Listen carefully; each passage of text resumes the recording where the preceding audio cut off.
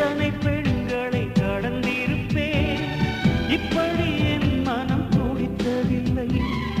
இமைகள் இரண்டையும் திருடிக் கொண்டு உறங்கச் சொல்வதில் நியாயமில்லை.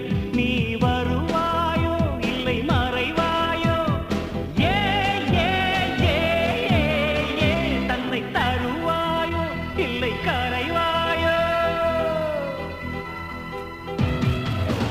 உன்னை பார்த்த பின்பு